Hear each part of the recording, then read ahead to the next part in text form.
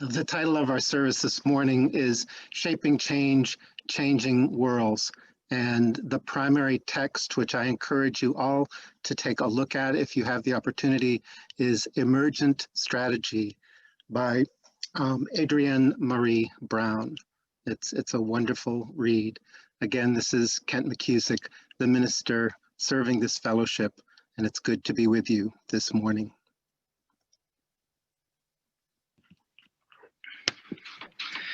Good morning and welcome. My name is Matthew Jason Fisher, and I serve on the UU Fellowship of AIM's Board of Directors. I want to thank all of you for being here today and extend a special welcome to any visitors and guests.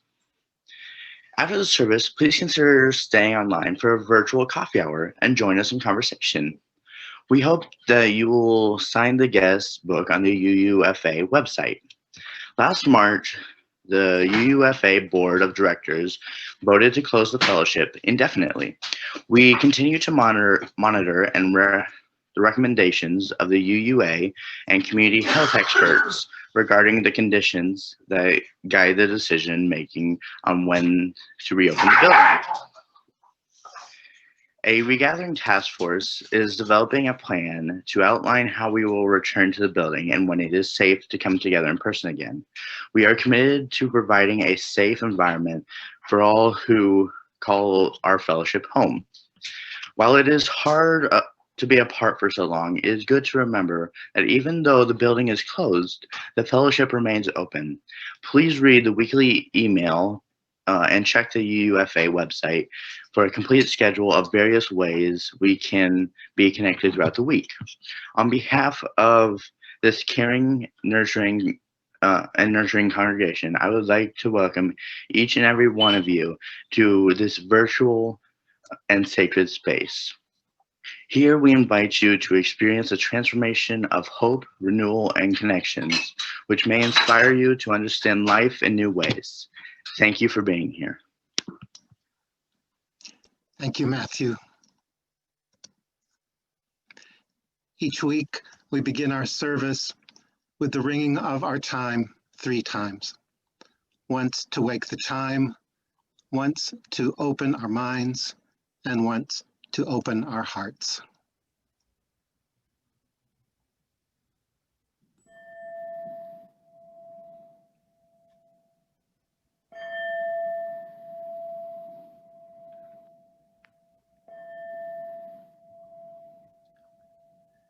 In the world of the driven, let us be drawn in. Let your love be a given, let us be drawn in.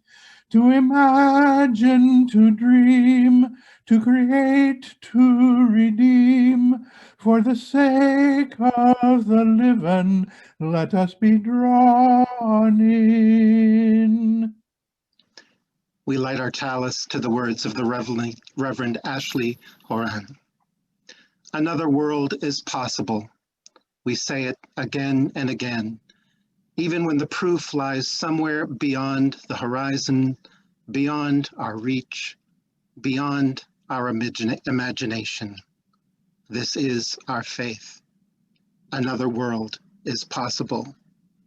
There are many routes towards liberation, toward freedom, but the abundance of options does not absolve us of the responsibility of acting. Another world is possible. In the world of the driven, let us be drawn in. Let your love be a given, let us be drawn in. To imagine, to dream, to create, to redeem, for the sake of the living, let us be drawn in.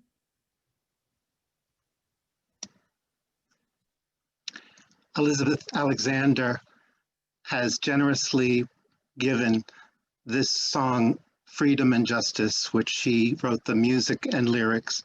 It's performed by Gary Rue and is a reminder that we need both freedom and justice.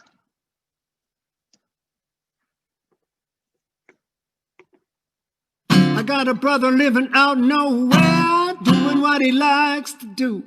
People making rules, but my brother, he don't care. He's a rebel through and through. The man wants nothing but freedom. Nothing but freedom. My other brother wanna change the world, and naturally he's always right. Marching around with his mouth unfurled, itching for a straight up fight. He says it's all about justice. All about justice. Well, let me tell you what, nothing but freedom means nothing but freedom. All about justice makes it all about justice. Freedom only wants to have its own way, and justice says you've got to do what I say. And neither brother's bound to budge, and so they took it out every blessed day. That's how they threw away freedom and justice. And justice and freedom, both stubborn as a mischief, vinegar and piss, not listening to anything of foolish pride. Them fellas are mistaken if they think they'll cross a lake by paddling the boat to just one side. And nothing but freedom means nothing but freedom. And all about justice makes it all about justice. Freedom says it's all about me and mine, and justice never cares to even ask why. They can stand there touching noses for a week, they'll never see eye to eye. That's how they crucify freedom and justice.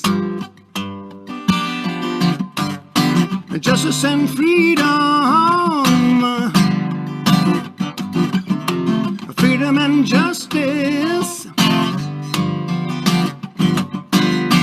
Justice and freedom. I got a brother living out nowhere, doing what he likes to do. I'm just like that man, and I swear I'm just like his brother too.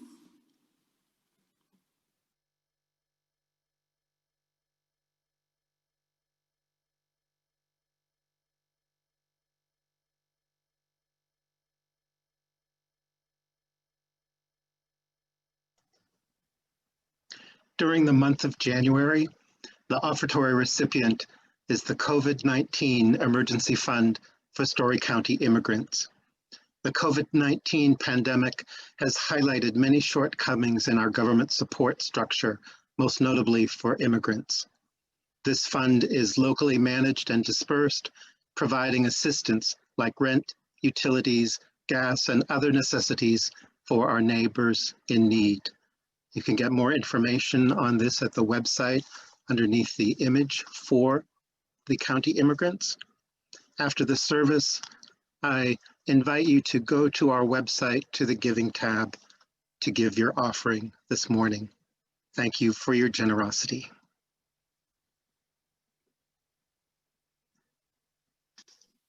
Our time for all ages this morning is a story by Martha Dallas called Hope and Imagination, which I have adapted for your enjoyment today.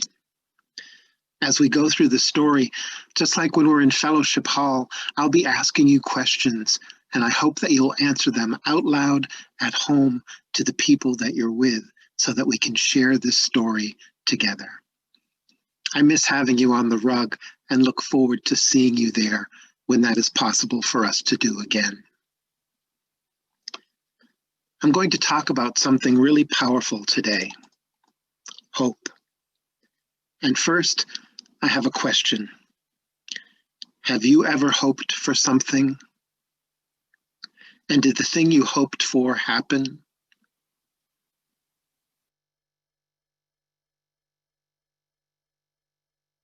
I think that hope is kind of like these acorns. What do you think these acorns hope to be someday? That's right, an oak tree. The oak tree is very important to Iowa. Iowa chose the oak as the official state tree 60 years ago in 1961. It is also the national tree of the United States. The oak tree was chosen because you can find it just about anywhere in the state, and it provides shelter, food, and nesting for many of Iowa's animals and birds. And I know how much you all like animals and birds. In fact, it's hard to go anywhere where there are trees and not find at least one kind of oak tree. The oak tree provides the favorite food for all kinds of birds and animals. Wild turkeys, pheasants, quail, wood ducks, raccoons, squirrels, chipmunks, deer, blue jays, nuthatches, grackles, and several kinds of woodpeckers and other wildlife. And do you know what that food is? That's right, acorns. Here's why acorns remind me of hope. Now, if I just dropped these acorns on the floor and walked away, would they have any hope of becoming an oak tree? That's right, no. What do they need? Soil, water, air, and sunshine. Like acorns, our hopes need other things to come to life too. First, we start with our imaginations. We imagine that thing we're hoping for. Take a moment, close your eyes, imagine something you hope for.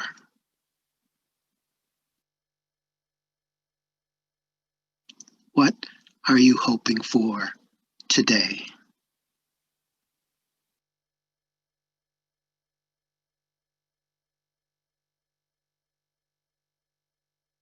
Your hopes are like acorns. They just need a little work, care, action, help, and luck to ever really come to life, like an acorn becomes an oak tree.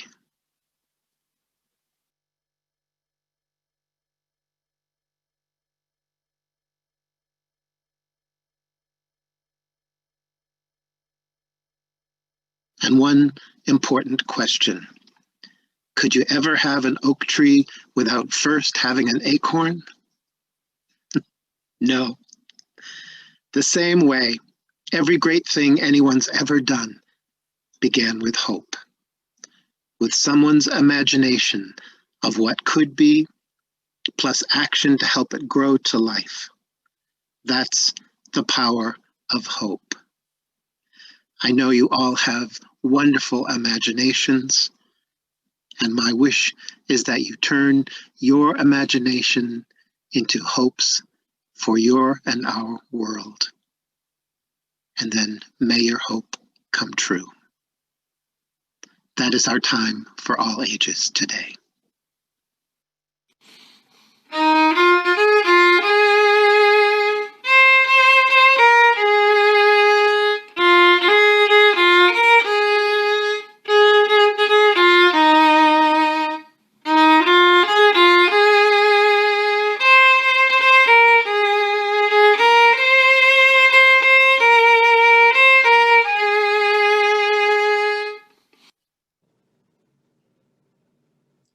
Good morning. This is Nicole Osee.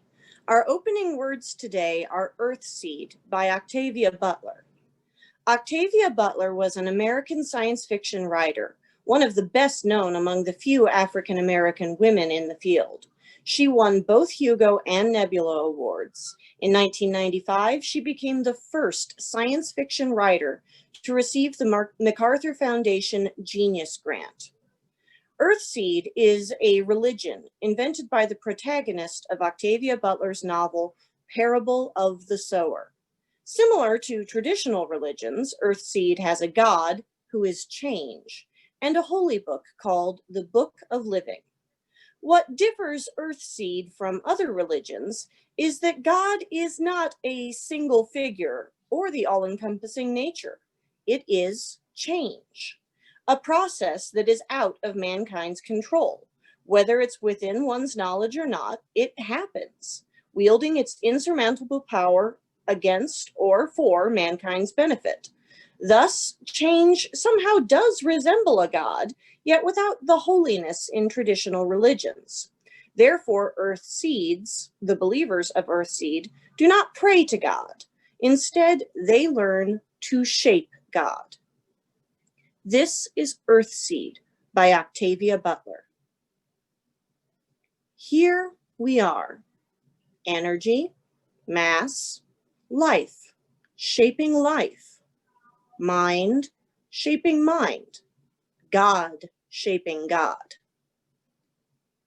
Consider, we are born not with purpose, but with potential. All that you touch, you change. All that you change, changes you. The only lasting truth is change.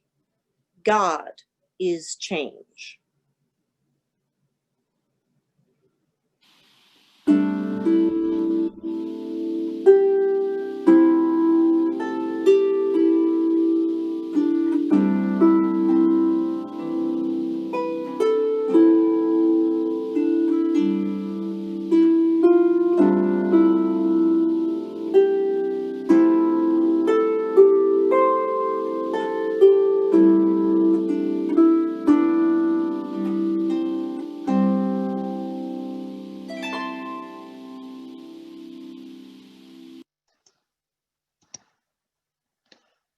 Each week we take time in our service for you to share significant things that are impacting your life, whether they be joyful things, challenging things, or a time of gratitude. As I take down the screen share and the room becomes gallery view, you're invited to unmute, introduce yourself, share your milestone, and let us know when you're finished so that the next person can share their milestone. This is our time of sharing. I'm Cindy Skolton, And I'm Dirk Skolton. and we are lighting a candle this morning, a real candle, for Nick Lauter. We were shocked by his untimely death on January 7th. We remembered Nick and Adrian when they first came to the fellowship as they moved to Ames, as a young couple establishing a new life in Ames. Our hearts go out to Adrian, Colfax, Quinn, and Ashton, as well as Nick's parents, Estella and Chuck Lauter, who we became acquainted with. Nick was a great guy, and it's such a sadness in our lives. We're finished.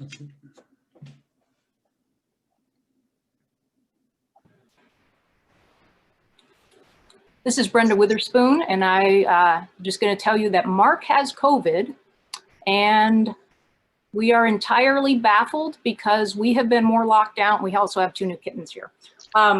We have been locked down more than anybody I know for 10 months. He's only gone to a single medical appointment for 10 minutes to get a blood draw, and even then he was ushered in and out the back door, didn't even go in the lobby.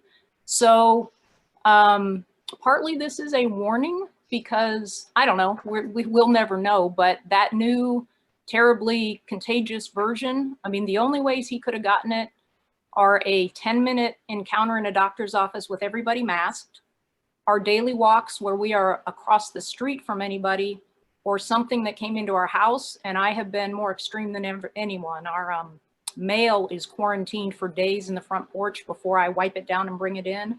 And I wash every single item of groceries and have for 10 months. So that's all just to say that, man, if he can get it, given what we have, be careful out there. So I tested positive the other day. I tested negative, but given that I was definitely exposed right at the time he would have been most contagious, I'm not yet out of the window there. So we're living like we're on a COVID ward here. he's upstairs and will soon move to our basement. So he's doing okay. And the other is that within 18 hours of his diagnosis, he was getting an infusion of monoclonal antibodies at Mary Greeley. They only have 3 slots a day, but he is high risk and our doctor got him in immediately. So that's all a good thing. So his oxygen's staying good, except after he takes a shower, it drops a little because it wipes him out. But otherwise and it was his loss of taste. That was the only reason we had him tested. Wednesday morning, he woke up and said, I can't really taste my breakfast. So that's all.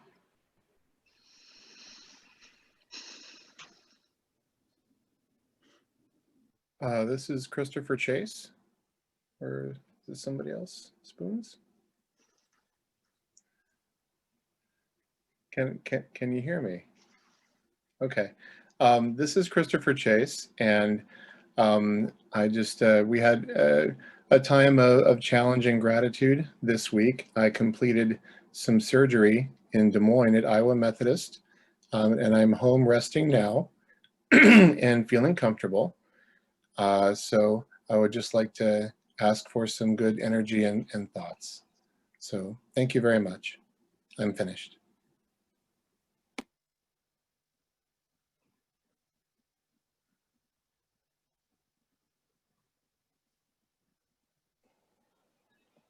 This is Dan Haug. I'd like to light a candle of appreciation for the trumpeter swans on Ada Hayden Lake. It's been a challenging few weeks, and it just lifted such a weight off my chest to hear them. It sounds like a marching band, trombones. There was over 50 yesterday. There's been up to 250, I think, at the height. They're just such majestic birds, and they've had such a comeback over the past few years. So it really gave me hope. I'm finished.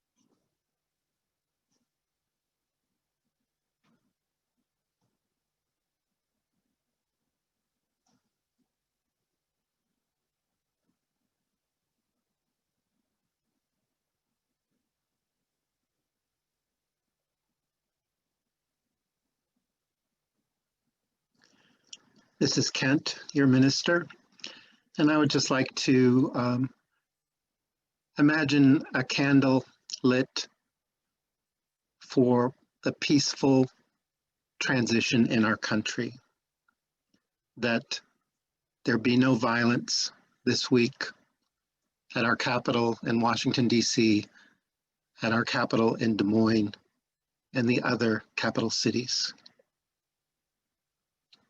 It is a critical time in our history.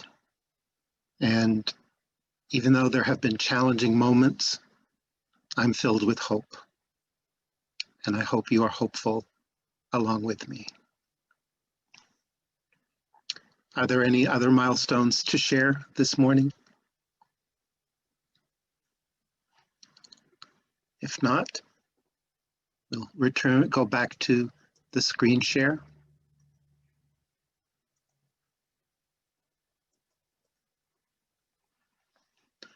For all of those milestones that have been spoken aloud, of joy, of challenge, of gratitude, we light these candles. Whatever you brought here today, whatever you carry in your heart, in silence, know that in this community, no one ever needs to make the journey alone, and that you are loved. With that, let's be together in a moment of silence, holding all these milestones up in our hearts and minds.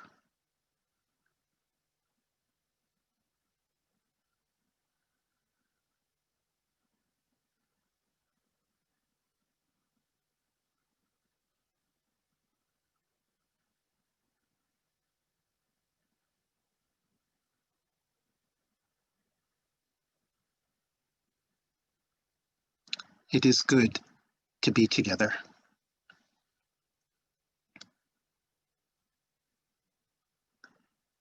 Our next piece of music is Circle Round for Freedom.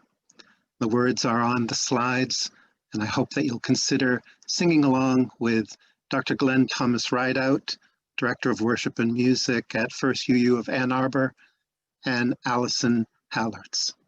This is circle round for freedom.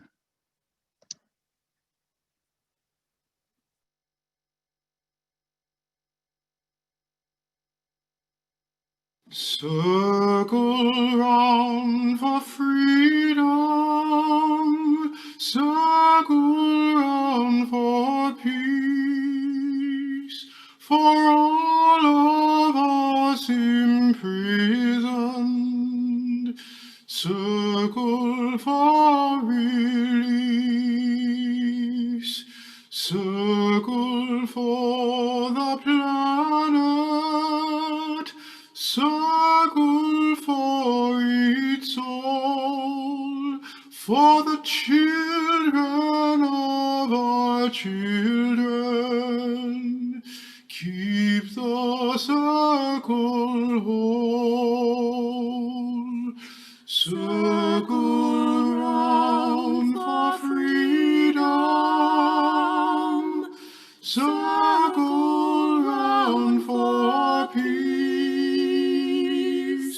for all of us imprisoned. Circle for release. Circle for the planet. Circle for its soul, for the children of our children. Keep the circle whole. Circle round for freedom.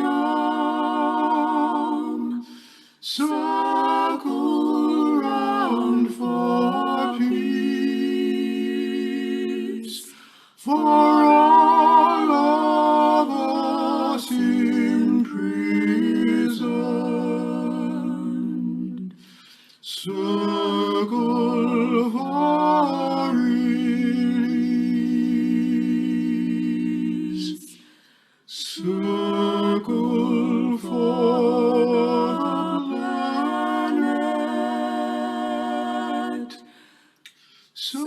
circle for its soul, for the children of our children.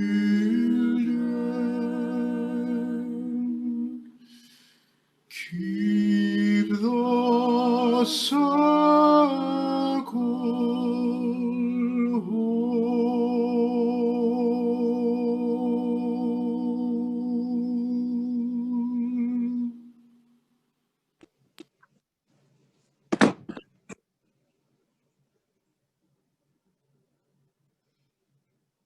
This is Nicole Osei again.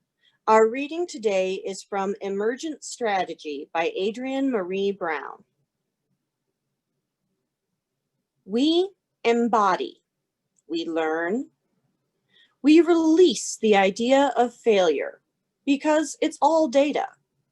But first, we imagine. We are in an imagination battle. Trayvon Martin and Mike Brown and Renisha McBride and so many others are dead because in some white imagination, they were dangerous. And that imagination is so respected that those who kill based on an imagined, radicalized fear of Black people are rarely held accountable. Imagination has people thinking they can go from being poor to a millionaire as part of a shared American dream. Imagination turns brown bombers into terrorists and white bombers into mentally ill victims. Imagination gives us borders, gives us superiority, gives us race as an indicator of ability. I often feel I am trapped inside someone else's capability. I often feel I am trapped inside someone else's imagination, and I must engage my own imagination in order to break free. We have to imagine beyond those fears.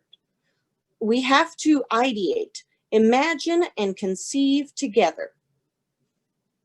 We must imagine new worlds that transition ideologies and norms so that no one sees Black people as murderers or brown people as terrorists and aliens, but all of us as potential cultural and economic innovators.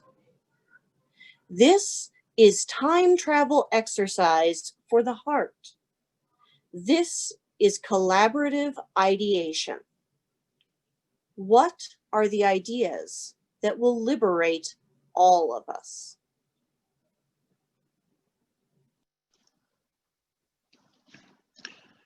Number 134 in the Gray hymnal is Our World is One World.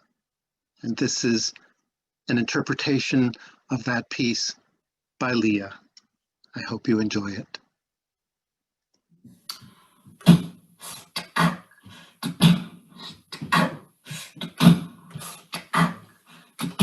Our world is one world.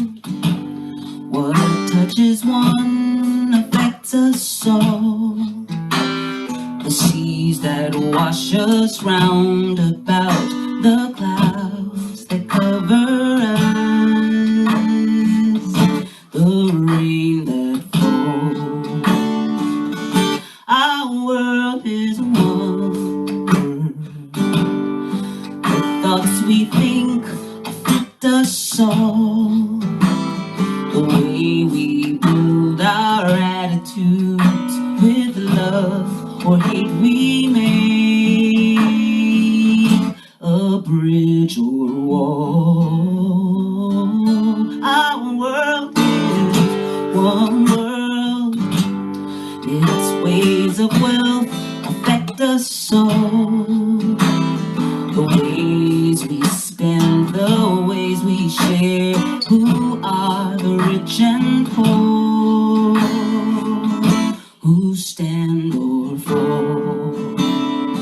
Our world is one world, just like a ship that bears us all, where fear and greed make many holes, but where our hearts can hear a different call. This is all of our world, all of our world. It's all of our world. Yes, this is all of our world. It's all of our world. It's all of our world. This is all of our world.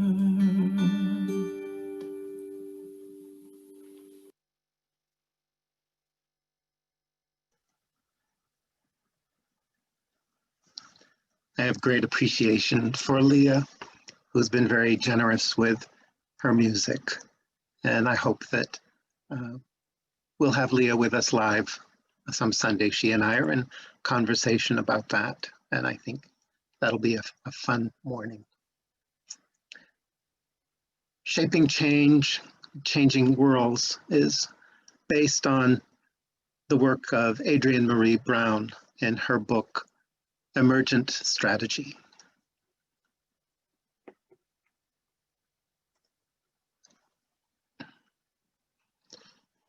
The Time for All Ages this morning was an invitation to imagine the embodied possibility of an oak tree deep within the heart of a tiny acorn. In an article on social justice, environmental justice, and Black liberation, Tiago Forte asks each of us, given that you are a seed for the future, what are you a seed of? What are you embodying in your work and in your life? What possibilities within you are simply waiting for a little work, care, action, help, and luck to come alive? Adrienne Marie Brown invites us to time travel with our hearts and minds to a time and place where every person is seen as a cultural and economic innovator. Her work offers a paradigm shift in the way that we think about and engage the work of social justice, environmental justice, and Black liberation. As a writer and artist, she believes that the role of the arts in transformative justice is to make the revolution irresistible. The writing of Octavia Butler is one of her primary inspirations. She reads Butler's science fiction as visionary, political, sacred, and philosophical. Butler writes of a terrifying future and offers ideas on how to navigate change. We have lived into that terrifying future and are called to navigate change in order for us all to survive in our one world. All that you touch, you change. All that you change changes you. The only lasting truth is change. God is change. Both Octavia Butler and Adrienne Marie Brown have embraced the scientific and science fictional premise that change is the constant condition of the universe. It is critically important that we learn to be in right relationship with change. Throughout the last 4 years, I have often felt as if we were living in the midst of a dystopian narrative, an unimaginable culture of suffering and injustice. The dystopian sounds, images, and realities of our society have been intensified by an uncontrolled pandemic, the loss of an incredible number of lives, the disproportionate negative impact of the pandemic and our justice system on people and communities of color, and the ongoing imagination battles taking place because subjective and racist ideas from over 200 years ago are still positioned as truth and forced onto others. When I read Emergent Strategy, I experience the work of Adrienne Marie Brown as a transformational poem that makes the work of justice making irresistible. If you are a linear thinker, and many of us are, please invite your foundational assumptions and way of thinking to rest quietly in meditation as you explore the wisdom of a prophetic woman of color who challenges us to confront the powers and structures of evil with justice, compassion, and the transforming power of love. Her work touches the very fabric of our living tradition. In a recent interview, she described Emergent Strategy as creating the right relationship with change.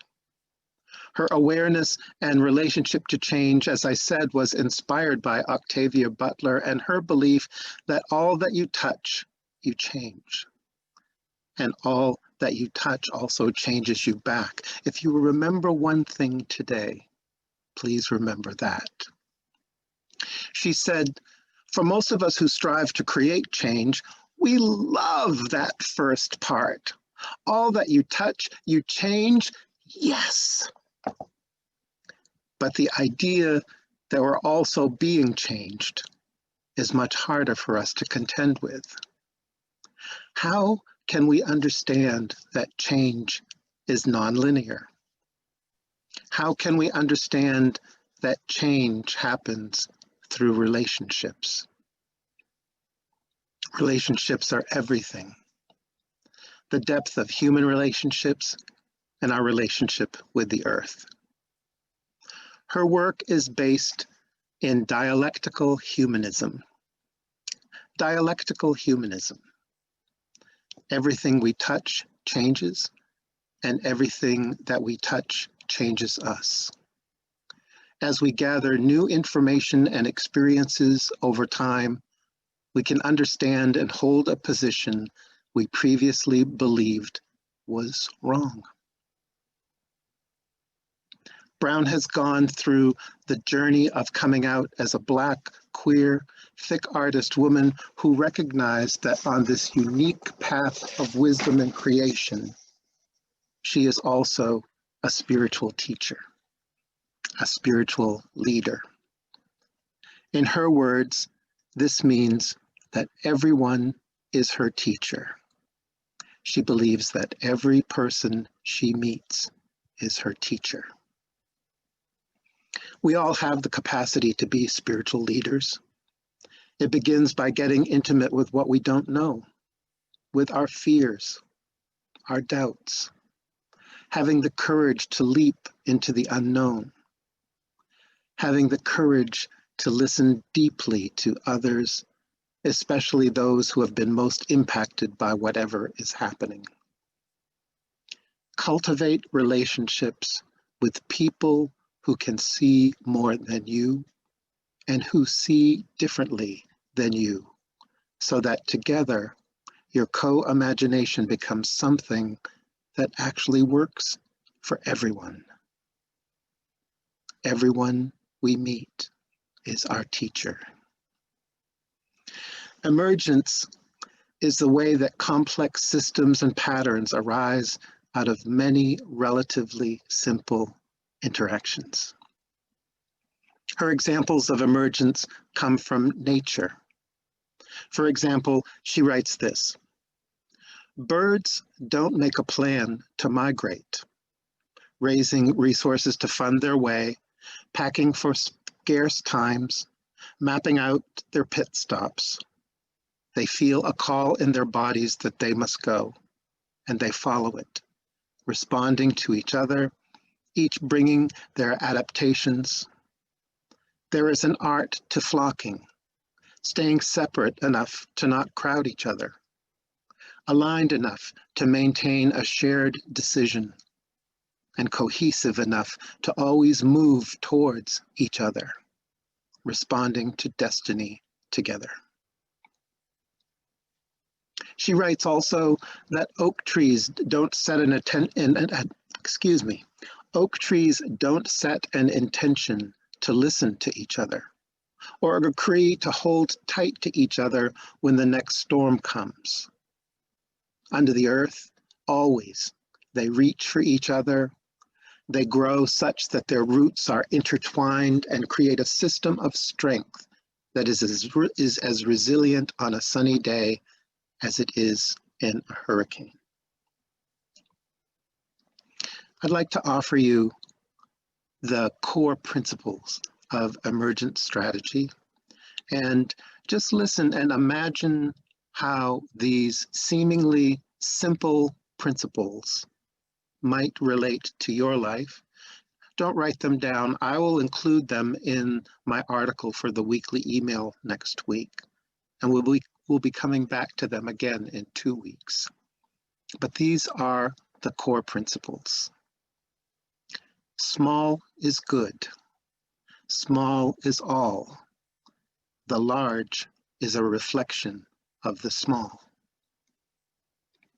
Change is constant.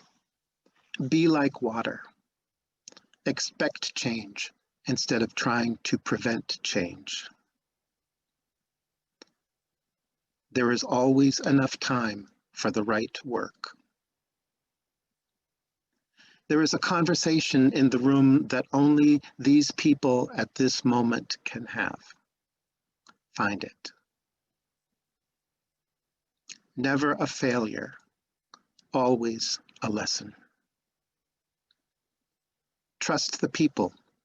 If you trust the people, they become trustworthy. Move at the speed of trust. Focus on critical connection more than critical mass. Build the resilience by building relationships. Less prep, more presence. What you pay attention to grows. Emergence is not abstract. The core principles serve as organizing concepts for social justice and can guide us towards healing, growth, liberation, forgiveness, and change. To change systems of oppression and injustice starts with shaping the smallest patterns of our daily life. All that we touch, we change. All that we change changes us. It begins with our relationship to change. It depends on the strengths of our relationships through relatively simple interactions, how we imagine and conceive together. May it be so. Amen, and blessed be.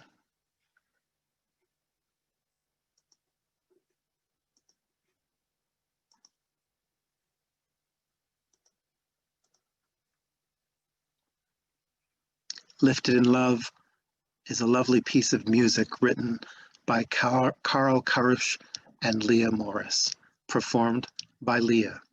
It seems appropriate for this moment in our service and for this moment in our lives. We are here to be lifted in love. Look at the birds, they tell us. We are here to be lifted in love. Look at the trees, they tell us. We're here to be lifted in love, to listen to love as a flower raises its face to the sun. We are all one, here to be lifted in grace and love. We are here to be lifted in love. Look at the sky, it tells us. We are here to be lifted in love. Look at the trees, they tell us. We're here to be lifted in love, to listen to love as the children raise all their faces to the sun. We are all one, here to be lifted in grace and love. We are here to be lifted in love. Look at the trees, they tell us. We are here to be lifted in love. Look at the seas, they tell us. We're here to be lifted in love, to listen to love as the flower raises its face to the sun. We are all one, here to be lifted in grace and love.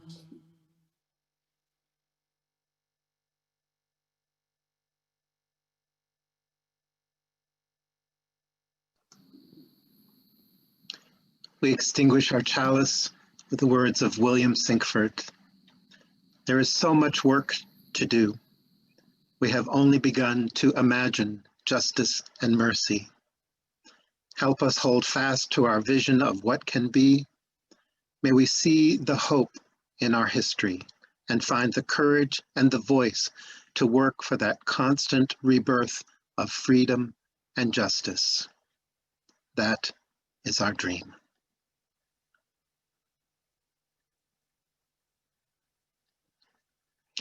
It's been wonderful having you with us here today. And as always, we remember our partner church and friends in Torratfalva, Transylvania. And also I want to acknowledge that January 13th last week was Religious Freedom Day in Transylvania. On January 13th in 1568, the Edict of Torda was signed. This is significant because the proclamation was the first of its kind in history.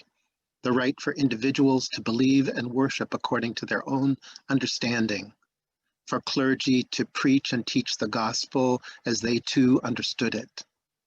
This moment marked the beginning of what we Unitarians and Unitarian Universalists understand as a foundational right of our human existence: to believe as we wish, to worship accordingly, and to practice our faith as we determine right and proper. The Edict of Torda is one of the cornerstones of our modern understanding of religious practice and belief. And it also is one of the important reasons that we maintain a loving commitment with our partner church in Torradalva. Thank you again for your generosity this morning for our offertory recipient COVID-19 Emergency Fund for Story County immigrants, which you can find on the giving page of our website, as well as other issues that are important to this community. Thank you again for your generosity. At this time, we'll go into breakout rooms where you can have conversation either about the service or just to touch base and get to know each other a little better. And after a few minutes, we'll come back together in a large room. Thank you for being here this morning.